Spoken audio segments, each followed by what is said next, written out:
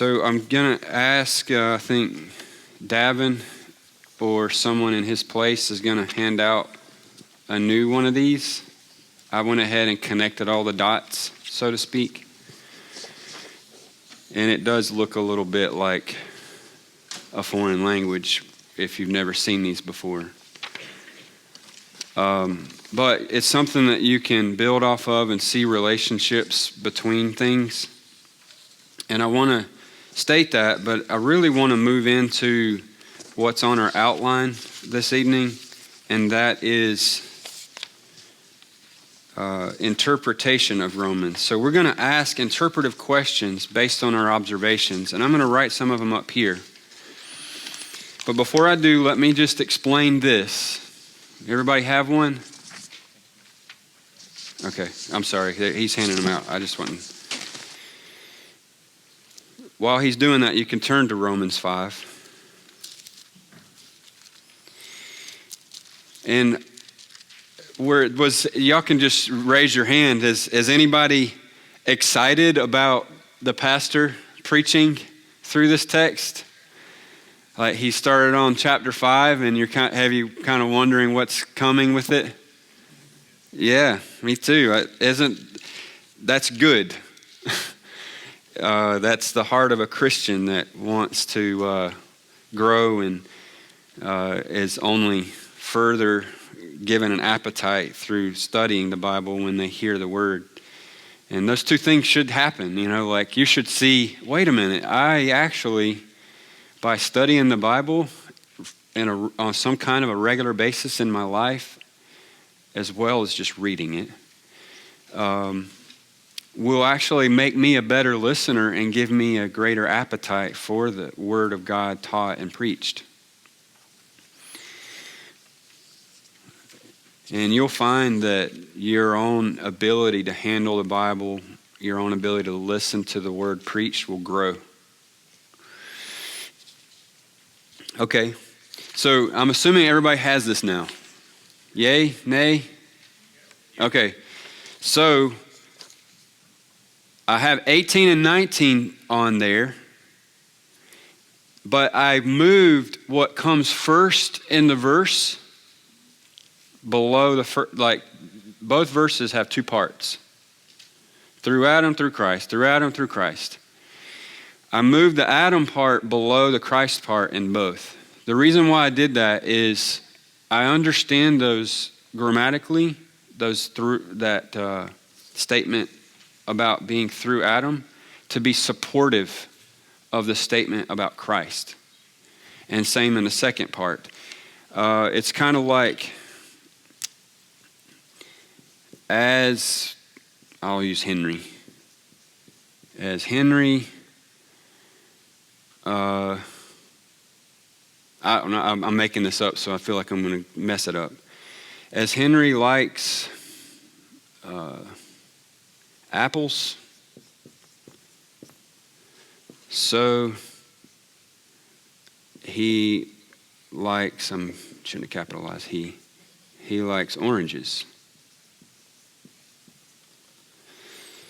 So this is a comparison, and I stated this part first, but this actually, because of that word as, is supporting that.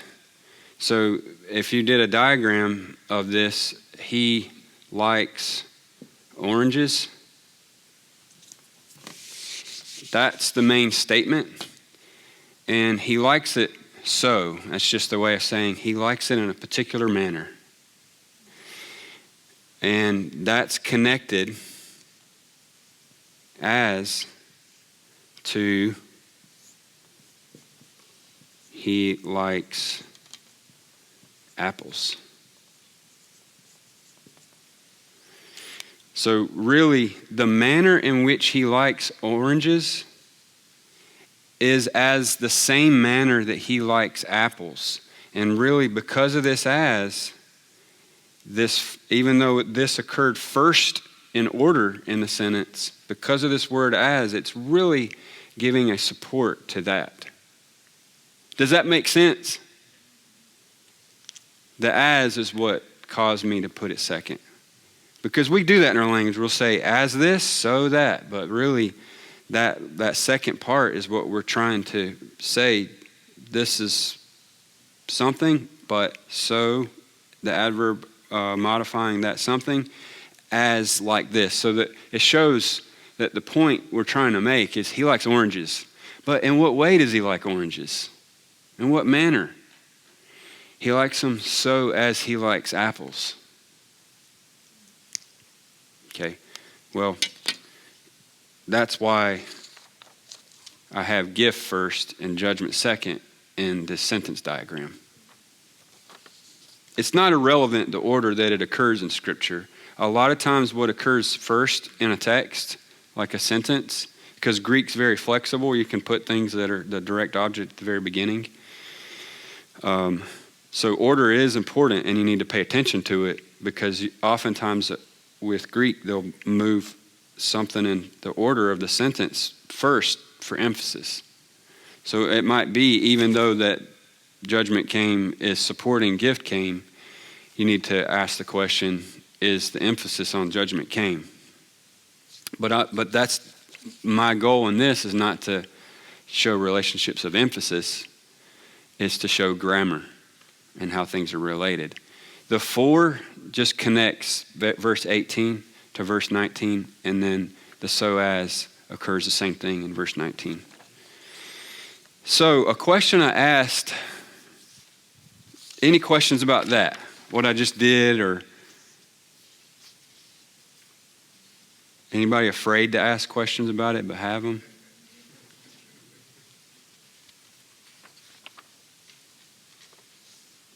All it's trying to do, I know it looks like a spider web. All it's trying to do is just show what is related to what grammatically, what's modifying what. So anytime you see like of life right there on justification, it's not on the same line with justification, because it's actually modifying justification with a prepositional phrase, of life. What kind of a justification? The justification of life. So of life is a phrase that's modifying justification. That's why it's on its own little supporting thing. Okay, well, now that we have that, we need to ask, what is the argument of the author? Like, what's his point? His logical argument here. And the sentence diagram, and you didn't have to do a sentence diagram. Some pastors don't do sentence diagrams and when they're handling verses in preparation for a sermon, they're doing something like this, but with the original language, like Greek. But they don't have to do a sentence diagram. There's other ways to break down a sentence. Another way is called phrasing. If you've never heard of that, you could look at phrasing. Another way is just to break it up into a bunch of different propositions and not focus on grammar, and then just build a logical argument. But we're looking at the grammar closely first, and now we're building our logical argument. So what's the logical argument? And really, the main logical question that we need to ask of this text is, what is this word for? How is it connecting verse 18 and 19?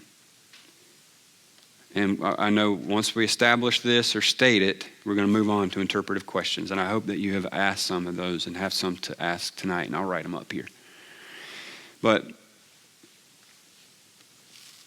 verse 18 and verse 19 are connected in the Greek with the word gar, or for. What do you think is a logical relationship? And I gave you two. I know I just stated, I didn't write it up here. The two options I gave were what's called fact,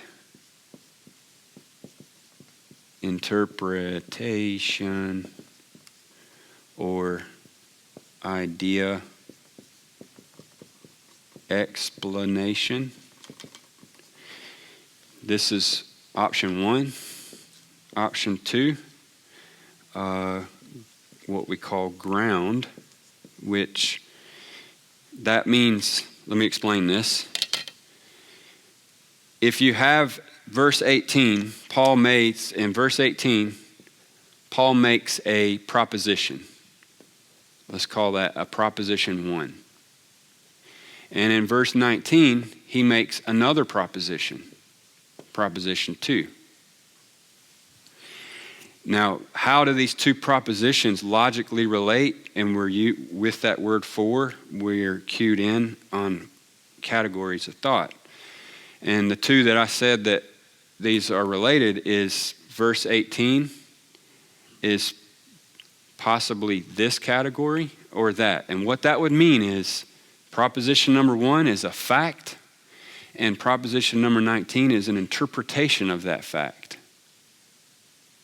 So he makes a statement, and then he interprets that statement with more information. And some people don't call it fact interpretation. They call it idea explanation, and they're really categorically the same thing. An idea is proposed, and an explanation is given. These are not real narrow. They're broad. So what I mean by that is they have some flexibility with how clear something would be described as an explanation. Like, what text is it that says they all drank from that rock, and that rock was Christ? They drank from the rock is a fact, and that rock was Christ is an interpretation. So they're related with two propositions, a fact and the interpretation, or an idea and the explanation of that. So the question is, do these two propositions in 18 and 19 relate that way? Or do they relate like a ground? And it doesn't have to be. If you ever hear somebody say either or, you tell me, is it either or? Well, it might not be neither. That's a fallacy, when somebody limits the options as if those are the only ones. I'm just trying to do my best to make it simple for us, and I think it's one of these two. And I already have an answer I'm going to give y'all, but I want to hear your thoughts. Ground is you say something, and then the thing you say next serves as a support or a cause or a ground, a reason for that thing you first stated. So, can somebody give me an example that knows about grounds? I'm trying to think of one. You would use the word because in our language. So, you do something because of a reason. That's two propositions connected by the word because.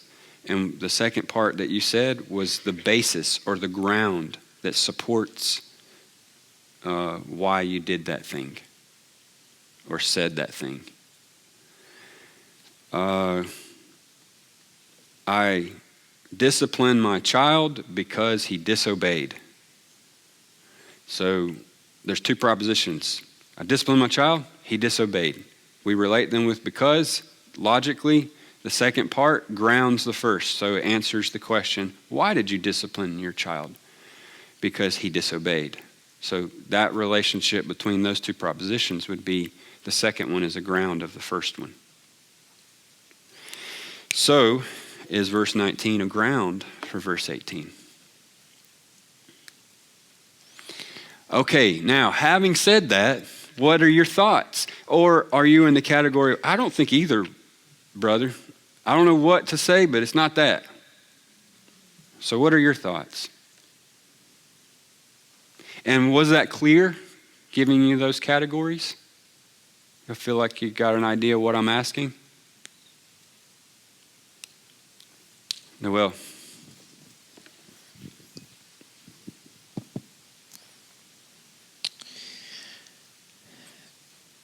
This was, before I give my answer, I'm just saying that this was difficult for me personally to think through.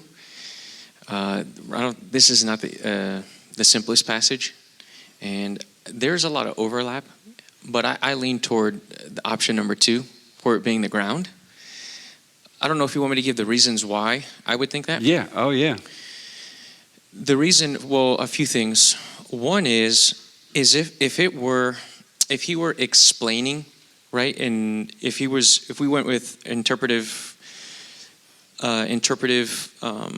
conclusion number 1, and we said it was the fact that he is clarifying further, in my thinking that would be a little redundant, because he's already explained what he's talked about in verses 12, and in particular, in verses 12 through 14. So he's already set out in verses 12 through 14 that we're talking about, 2 separate people, he brings forth Adam, and he says that he is a type of the one who is to come, speaking of Christ. So it would appear to me that it's like it would be redundant. Not to say that he couldn't emphasize that, but I think it would be redundant at that point. So I take the interpretation that it is actually the ground. And also another reason why I do that is why I take that interpretive stance, is because verse 18 starts with the word therefore. So what Paul is doing is he is saying, based upon everything that I just said, you could say at least from verses 15, 16, and 17, he says, therefore, in light of that, he draws a particular conclusion. As one trespass led to condemnation for all men, so one act of righteousness leads to justification and life for all men. We already know what those 2 acts are, based upon what he said in the previous verses. That's why I think verse 19 then functions as the ground of his argument. And then you can see right after that in verse 20, he starts with now. He starts a new proposition, and then he transitions to sanctification. So that's why I take option number 2 and say that it functions as a ground. Verse 19 functions as the ground for what he states in verse 18. Thank you, brother. Very helpful for everyone to hear those thoughts. That's what you would be doing with the text when you're trying to answer these questions, is establish what you understand the relationship to be between these 2 statements. Because New Testament authors, they're arguing. They're developing an argument. They're giving reasons. They're giving support by restatement, support by distinct statements. And for you just to take everything in a very piecemeal kind of a way and not see how they relate, not just grammatically, but logically, you're going to miss the argument that the author is making with all those statements. And we often will go to a text and we'll say, well, look, this verse says that. It proves this point, and you're right. But how much more equipped will you be when you understand the place in that verse and how it logically relates to the whole author's argument, to be able to use it as support and say, well, in context, this is what he was saying. And look at how he used this propositional truth to carry out this argument, and so forth. Question. Up here, Noel. Yes, sorry, brother. Not a question, but just one more thing to add. I'm just reminded of this now. One more thing to say why I would think it's the ground. Again, because in verse 18 he says, therefore, it seems like in verses 12 through 17, he develops his argument, and then at the very end, he gives the ground for his argument. That's why, just thinking through that flow, I take it and I understand it to be the ground. Hopefully that makes sense, what I just said there. Yeah, it's because of its place in the larger context.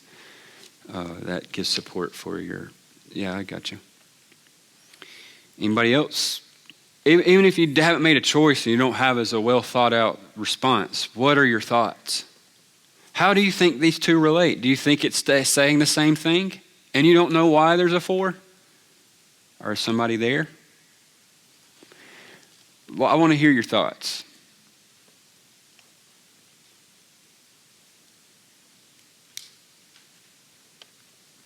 Jody.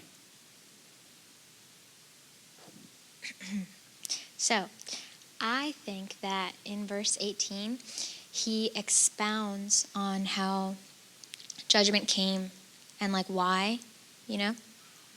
And then in verse 19, it's like a simple like statement, you know? Oh, I got you. So kind of like a summary. Yeah. I got you. Mm-hmm. Thank you. Yeah.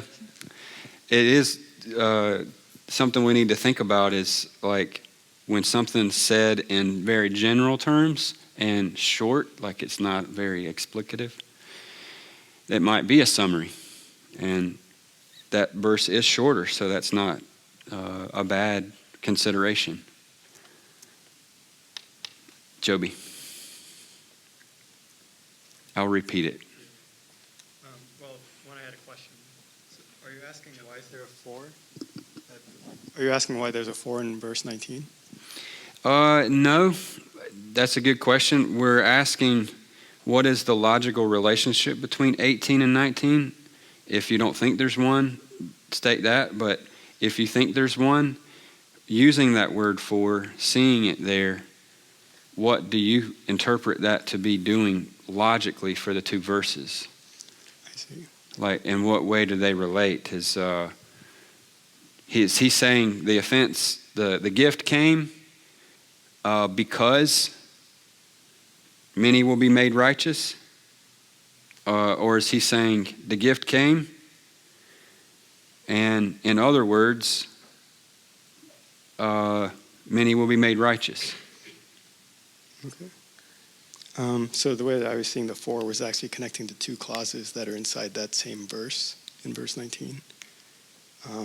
So in my mind, verses 18 and 19 are, what do you call that? Like in the Psalms, how you have the comparisons, and they're saying the same thing. Okay, so I got you. Anybody else before I go forward? Oliver.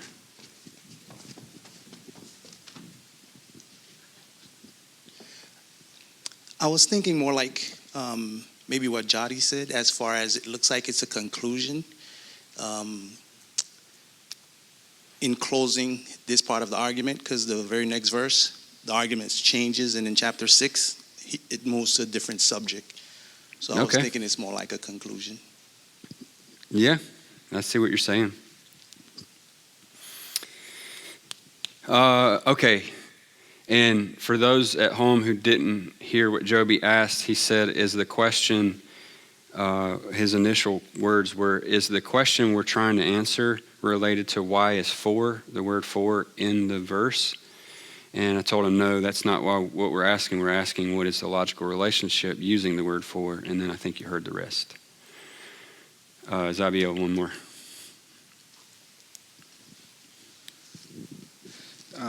So my thoughts are that verse 19 is providing more clarification as to why one trespass leads to condemnation, and why justification, or why one act of righteousness leads to justification. I say that is because when I see 4, as by one man's trespasses, one man's disobedience, the many were made sinners. So by the one man's obedience, the many will be made righteous. Like, to me, that's kind of explaining why the condemnation is coming to all men, and why justification is coming to all men. That's a good consideration. That was something that really had my gears turning too. So, this is what you do when you're trying to handle a New Testament epistle and you're trying to interpret it. You think through what's the relationship by this conjunction that the author's using, if there is one. And you try to make sense of his argument within the context. So you have to reason and consider, and that's why we looked at the language first, because the language is communicating with it. It's not just those words and their reference, they're usage have no meaning. Once they get together, the author is very clear with what he's saying. There's connections that we need to see. 4, the word gar often gets used to just introduce things in the New Testament. It's not really a ground or an explanation. It's just kind of like next part of what I'm going to say. But that doesn't seem very, I don't believe that's what's going on because of the similarity between the two texts. So it's not like he's moving from one subject to another. Pete has something.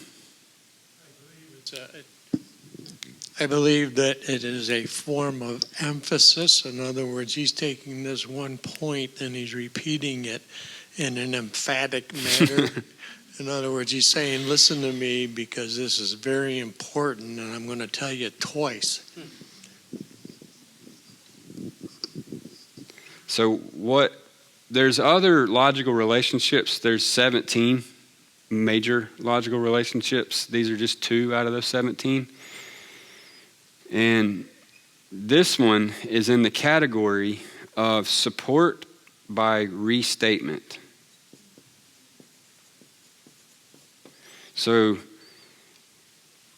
it's this and this is a restatement of that, and it's helping further elucidate that.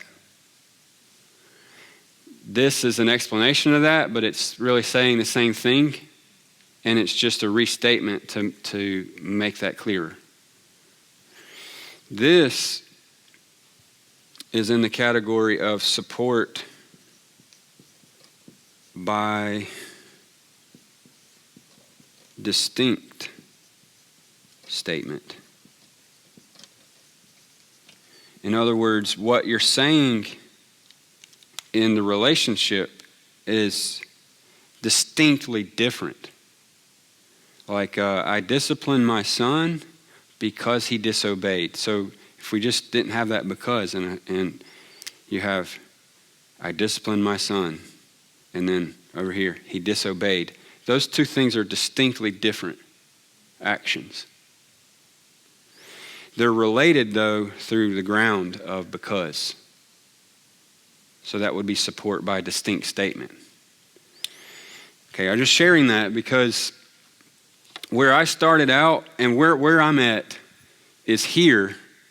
But the reason why I'm here, I wasn't there early. And why I don't have a problem with this is because I understand this to be more of a loose, free category to throw this into. In other words, it doesn't have to be so explicit, like they all drank from the rock, and that rock was Christ, where the interpretation or explanation is so clearly doing that. What can also fall in this is when you're saying a confirmatory statement, like you're confirming what you just said with something similar but other words. It can be, I'll leave it there, confirmatory. The other thing that I noticed was they're very similar, not just in their construction, but in their content. Though they are describing different aspects of the Ordo Salutis, like justification versus righteousness, sinners versus condemnation, and the Ordo Salutis, the order of salvation, those are distinct things that are different, but they're still talking about salvation and it coming through a man, through a man, through a man, through a man. So that similarity there made me wonder, is it support by restatement? It seems like it's a restatement, like Brother Pete was saying, and some others. I didn't start there. I started here because what I was heavily thinking about is the relationship, like Xavier said, between being made righteous and justification. Like, when we're justified, God doesn't just come and call and just declare us justified being guilty. He first deals with the guilt and the necessary righteousness. So he imputes the righteousness of Christ to us and logically, on the basis of that, he declares us righteous. So when I understand that relationship, I was thinking, well, made righteous is a logical ordo salutis ground for justification. So Paul must be stating something about that, where he's stated the first thing and then he gave the ground of that. And that's why I was there. Some of the things that led me away from that is, if you look in verse 5, or chapter 5, look at verse 1. Therefore, having been justified by faith, we have peace with God. So his focus now is not on justification. His focus is on something other than justification that justification led to. And then he gives all those other graces like Pastor Mark was preaching on. And let's keep going. Now he's going to explain, and he's saying further, let's talk about God's grace when we were justified. For when we were still without strength in Christ, in due time Christ died for the ungodly, for scarcely for a righteous man one died, but perhaps for a good man someone even dare to die. But God demonstrates his own love toward us in that while we were still sinners, Christ died for us. And look at what he says. Much more then. So his whole argument in this chapter is, I want to show you something about the much more. In Romans, he's already hit on sin and then the work of Christ and the righteousness of Christ coming by Christ, when he says in chapter 3, verse 21, but now the righteousness of God. And then he talks about justification. God is both the just and the justifier. And then he talks about it's by faith. And now he's saying, having been justified by faith, we have these things. And then in verse 9, he says, if Christ died for us when we were still sinners, much more then, having now been justified by his blood, we shall be saved from wrath through through the death of his son. Much more, having been reconciled, we shall be saved by his life. So it's an argument from the lesser to the greater, I guess you could. I don't know if y'all want to say justification is lesser, but it's like an advancement or a building. And he's like saying, okay, look, you're justified by faith. And if God did this when you were still a sinner, how much more is he going to be doing now that Christ is alive or resurrected? And he repeats it again there in 10. Much more, having been reconciled, we shall be saved by his life. And keep going in the section that we're in, starting in verse 12. Just as through one man sin entered the world, and death through sin, and thus death spread to all men because all sin. For until the law, sin was in the world, but sin is not imputed when there's no law. Nevertheless, death reigned from Adam to Moses, even over those who had not sinned according to the likeness of the transgression of Adam, who is a type of him who was to come. But the free gift is not like the offense. For if by the one man's offense many died, much more. You see how he's repeating that phrase? Much more. Much more.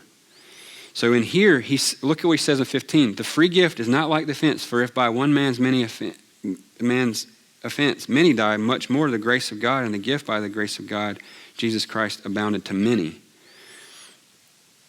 So when I'm thinking, okay, Paul is making this argument about much more.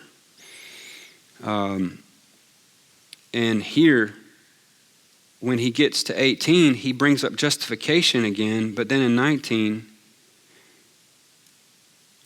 he doesn't talk about justification. He talks about will be made righteous. So I'm kind of wondering, is that altogether the much more that he wants to talk about, or is there a much more relationship there? I'm trying to think about that, but that's making me think that he's not giving a ground. If I'm trying to think that way, he's like advancing still.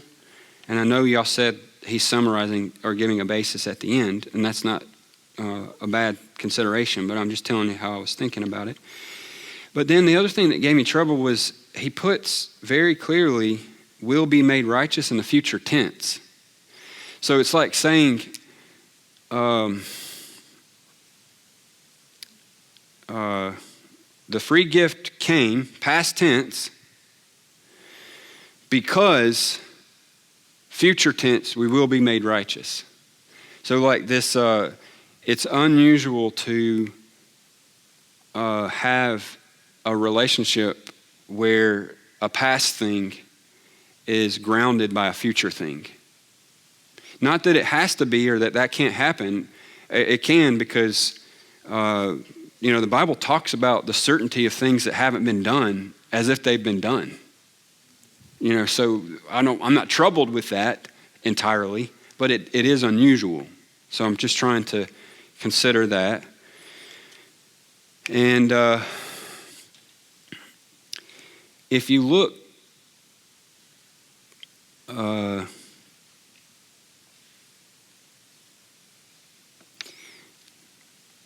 I guess that's all. Like in verse 12, therefore, just as through one man sin entered the world, and death through sin, and thus death spread to all men, because all sinned. There's a because. And you can see, here's the results, consequences of the man's sin, and then because all sinned. So you could argue, well, hey, verse 12, Paul got started on the same thing he picks up in 18, and he went on this excursor, or this parenthetical argument from 13 to 17 about the law, and more using the law about the relationship between the two people. But then he comes back and really restates the same thing as he began to do in verse 12. Therefore, it's really a repetition. Therefore, if I'm reading verse 12, just as through one man sin entered the world, and death through sin, and thus death spread to all men because all sinned, and it stops. Well, he used the word as there, just as. Well, what? Like what, Paul? You didn't even finish your statement. That's because he said that he immediately curtails off on this issue with the law. But he starts off 12 with a comparison. Just as what? You didn't even finish. But 18, he picks it back up, and he's actually finally says what he was going to say. So you could say, well, no, it is because up there he gave a relationship between the two of condemnation with a because of sinned, so effect and sin. And down here, judgment came because of the effect. We were made sinners. So there is that ground, and you could support it with verse 12 saying, well, he already started that same construction up there and used the word because and made it a ground. So I see these two as a ground. I'm not, as you can tell, I'm not dogmatic, but I'm at the place right now where I believe it's support by restatement. And these two things, even though they're dealing with some different parts of the ordo salutis, like justification and righteousness, they're very similar. And we know Paul's not even focused on gift and came and judgment here. He's focused on through. So through him. So I see that as comparative, where it's a support by a restatement, just in other perspective. But I don't want to discourage anybody if you maintain ground, and I'm open to hear more. It's not really going to hurt us, like in meditating and being edified by the text. But it does help us better understand it. And now you can pay attention to what Pastor Mark says. See what he comes up with. I'm going to tell him this is what we got, and I'm not going to lead the witness. But I'm going to just say, hey, get ready. They're ready. Back there, we got a question. So I guess just a thought. Something I noticed is that in verse 18 we see the language that says condemnation. One trespass leads to condemnation, led, right? That's past to condemnation. And then I see when it comes to justification, it's more like it says leads to justification, like future sense. And I see how in verse 19 is similar as well. Because when it comes to the disobedience, it says that many were made past, and then we see that in regards to being made righteous will be future. So in 18, I see I see basically the same type of language. There's the past in regards to condemnation and disobedience, and there's the future in regards to justification. It leads to justification, and the many will be. So to me, that further tells me that it's explaining, it's further explaining verse 18. 19 explaining verse 18 a little more. But that's just my thought. So like not ground, but restatement? Yeah. Well, we did our best on that, but we need to move forward. And we've only got a short amount of time. So let me try to write some questions. I want to hear, y'all get ready, and wherever the mic is, get ready to ask it. But here's one that I came up with. So what you would do at this point in your inductive Bible study, having established the grammar, and gotten some familiarity with the context of the author and so forth, like the history from the text. And then you've established some of the relationships logically of the text, so you can kind of see the argument of the author. Now, from all that homework that you've been doing, notes, you go back to your observations, things you circled, and you go to your memory and you ask, was there anything that kind of like I wondered about or tripped me up, or I'm really curious about, I don't know what he's saying. I don't know what that word means. I don't know why he said it that way. So forth. Those are interpretive questions that you should have answered, because you should be able to explain that text if someone had that question. So one of the questions I had is, what is the relationship? This is one we've been answering. Between 18 and 19 with the word for. We just answered that as best we could. So we've already done that. Another one. Why did the translators of the NKJV use the words judgment, gift,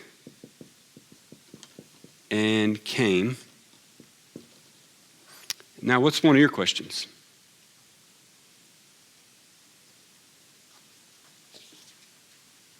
I know y'all have them because I've already been asked some of them outside of class. Yes, sir. Yeah, what is meant by justification of life?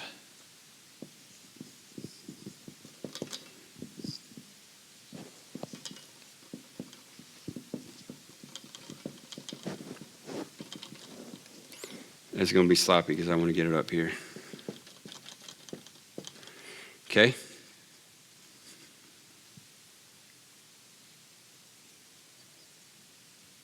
Any other questions?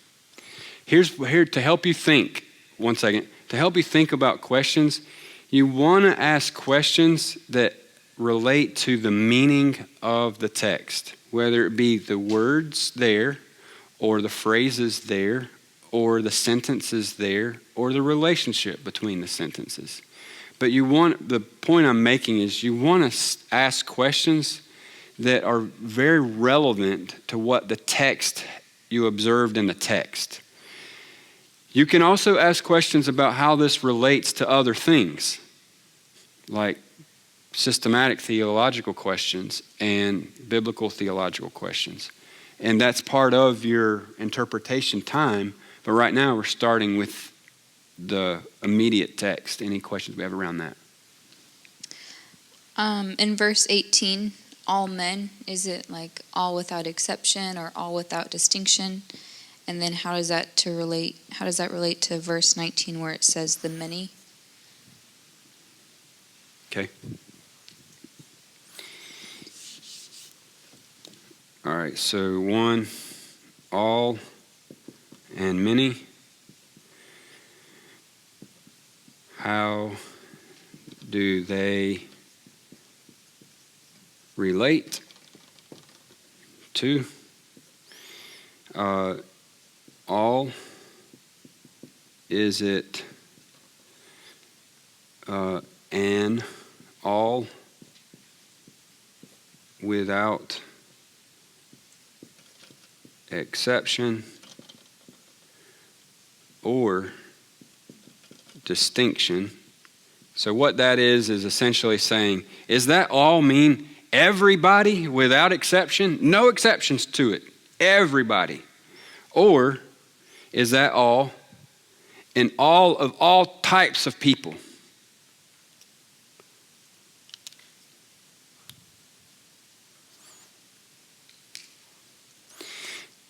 Okay. Any other questions? Bernardo.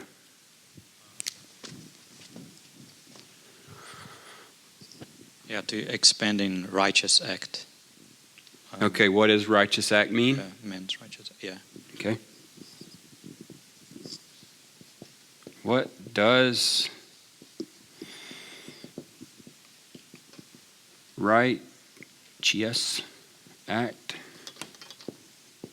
mean?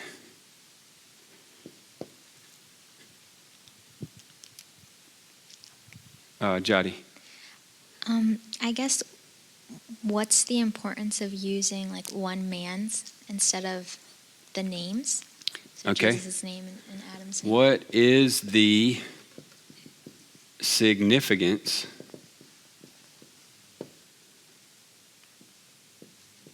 of using one man's? Yeah, that's a good question because he uses it 4 times.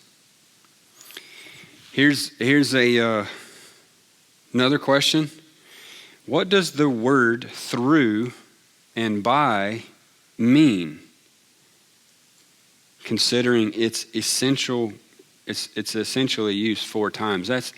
The translators. I don't know how the ESV or NASB or other translations handled that word, but it's the same Greek word 4 times. For whatever reason, the NKJV just said we're going to do through here, we're going to do by there.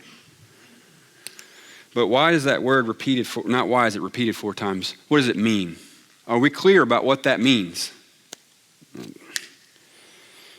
So,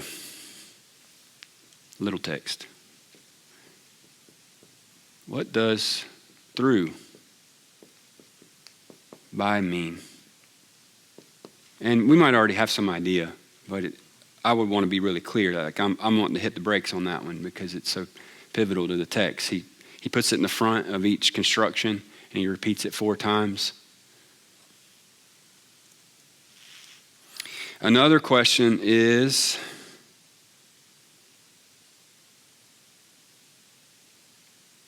that one. And, did you have your hand raised? He had a question. Will you repeat it?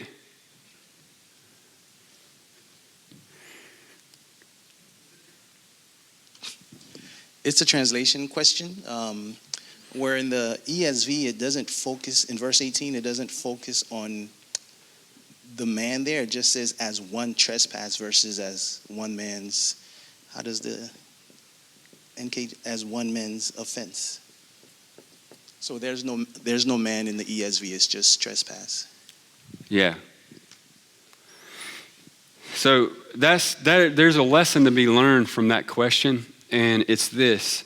Remember that your Bible is in our language, English, and that's a good thing that we have a Bible in our language. That's God's will fulfilled. But it's not the original language that the authors of the New Testament and other books of the Bible wrote in. And when men who knew both languages and sought to be faithful based on biblical principles and other language principles interpreted or translated this Bible into our language, they had to make interpretive choices. They had to select a word that meant something in our language that they understood it to mean in the original. And they chose a word that best represented that original word in our language. But it's dependent on their understanding of that meaning and the understanding of the meaning of the word that they used. And that's why when you look at different English translations, you get different phrases sometimes, different selection of words, even though you recognize, oh, they're saying the same thing. But sometimes you'll find them saying something that seems different, like this one man. What is one modifying? Is it modifying the act or the person, the man? And the only way you'll pick up on those things is by reading multiple translations. That is a very good and wise practice. When you want to study a text, and I'm not saying you got to do your devotions in 3 versions every time you read the Bible, but when you decided this is a time where I'm going to study this text, it would be good for you to immediately pull out multiple good translations and read it in multiple translations. Usually where translators had difficulty interpreting the original, you're going to see that come out in their differences in their translations. And that will be an area for you to consider and work out yourself. And we're already past. Sorry, guys. In verse 19, the made sinners and made righteous, what type of made is that? That's a very good question. So we'll end with that one. What does made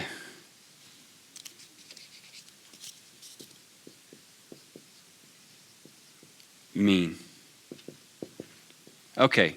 Now, before we go, let's pick one of these. And then I want to tell you how you need to go home and answer it. Which one do we want to pick? So you only have so much time, even now and even at home. In 10 years from now, you've only got so much time. And you might have 100 questions. What you want to do is pick the question that you think is most substantial to the text and most relevant. So you would throw out things that you already have a pretty good idea on, or things that aren't very material to the main point of the text. So we already know Paul's focused on through. One man. We got to make sure what he's saying. So, and as you do this, you get a better feel for what you really need to go find out. I think we already got that one. And by the way, don't feel bad if anybody needs to go. I know we're already 5 minutes past. Now we're on just whoever wants to stay time. But I want to show you, and it's recorded too. So don't feel bad leaving. Yeah, it's recorded. But what I want to show you is real quick, and I'll say 5 more minutes. What you can do when you go home, but let's pick one. So not that, we already decided. If you just read the verses that come before our verses, you'll get this answer. It's very clear why they chose those words. What is meant by justification of life? Really, the question here is surrounding of life. So it's not totally substantial to understanding the main gist of that. I don't think that one is as crucial. If Ben asked that one, right? Ben might be asking that one because he's more familiar with this other stuff and you know what I'm saying? So where you are depends on what's most important for you. You know, like some people don't even know this, like to look at earlier verses, so wherever you are. That's a good question. But I think that for the sake of everyone in the class, we'll pick one that's even more substantial. All and many, how do they relate? All, is it an all without exception or distinction? Does that trouble anybody or anybody? All and many, how do they relate? All, is it all without exception? I'm thinking the way that you're going to answer those questions, I guess you would do this with any of them, so I can't even argue that way. But I feel like this is a finer point, and not everyone is concerned as much about, y'all correct me if I'm wrong, concerned about that. It's a good question, but I've got to be discriminating here, and discrimination is not a bad thing in this way. So I'm thinking, I'll tell you the reason why I don't want to do it is because I'm comfortable with the answer already. I don't need to know, but that's me. So is that something we can scratch off, or are y'all like, I really want to do that one? Because some other ones we have is, what does through mean? What does the word made mean? And what does the word one? I think we can mark that one off. Because it is relevant. What is it modifying? One man or one act? But if you came away with one act, what would you have to be doing? You have to be thinking about, well, what does it mean, one act? And you'd be answering questions about one act, but it's not necessarily as substantial as I think some of these others. Maybe it is. Maybe I shouldn't have done that. So y'all tell me. I'm trying to do this in 2 minutes. You tell me. Which one? I'll do a vote. Okay? Who wants to do, raise your hand if you want to do this one. What does through by mean? Nancy. Okay. So you got one. Or two. I guess I got to count myself in there. So, well, I didn't even say this one. These two are different. What is the significance of using one man's? 1, 2, 3, 4, 5, 6, Brian 7, and Nadia 8.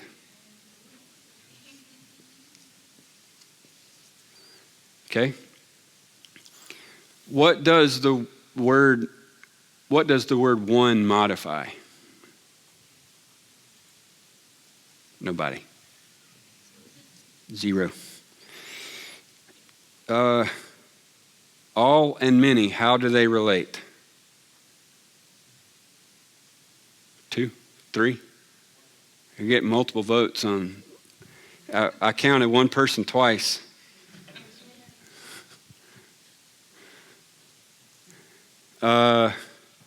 That's not bad, but I guess maybe we could have said vote as many times as you want. And maybe I'll still get the high number and win. All, is it an all without exception or all without distinction? Rebecca. Anybody else? I missed 2, 3. What does righteous act mean? 1, 2, 3. Another repeat. Okay. What does made mean? 1, 2. I think that we're breaking those rules.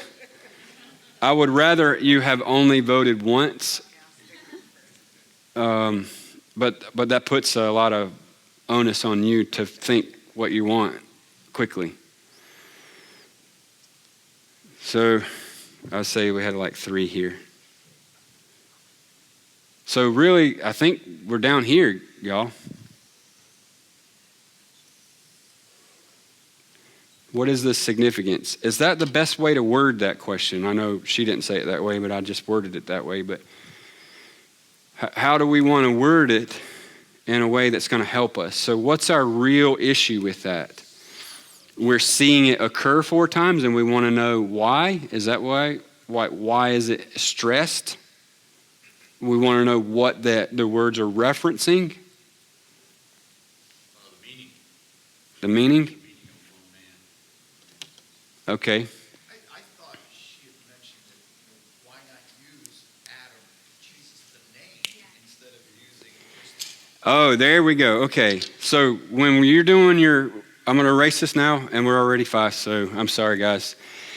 If you want, I can just put this into Slack, and you can read it, or I can show you this right now. This is just a book that I have that Pastor Mark put together a long time ago.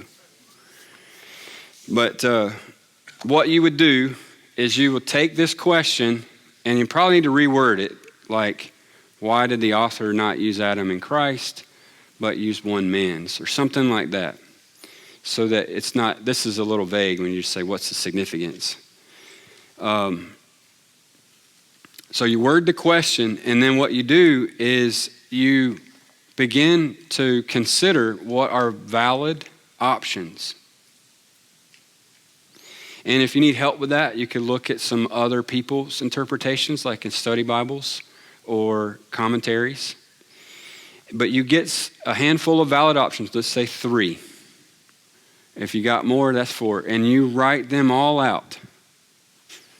Where's the eraser?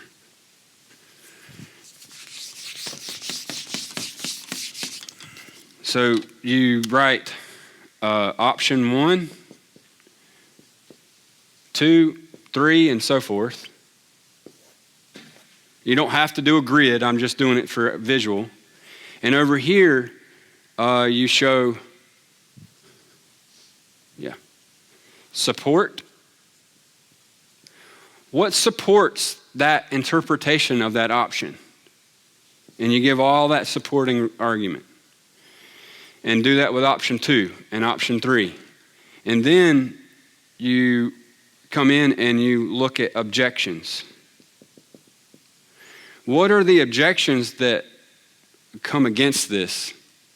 And you write those out, write those out, write those out. And they might be objections that you're raising, like you remember another text somewhere else, you remember something else in Romans, you think it's an objection with the theology that you have, but you're stating it.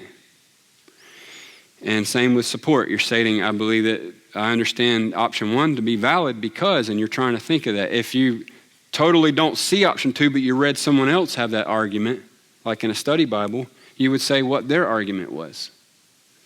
And then what objections you have to it. And you write all those out. And then we're going to look at those together and choose the one that we believe is most accurate to all the disciplines of theology. Any questions? All right, well, let's pray and we'll conclude. Father in heaven, I thank you again for this evening and the access that we have to you in your Son. And I pray that the lesson would not be easily forgotten, but instead used.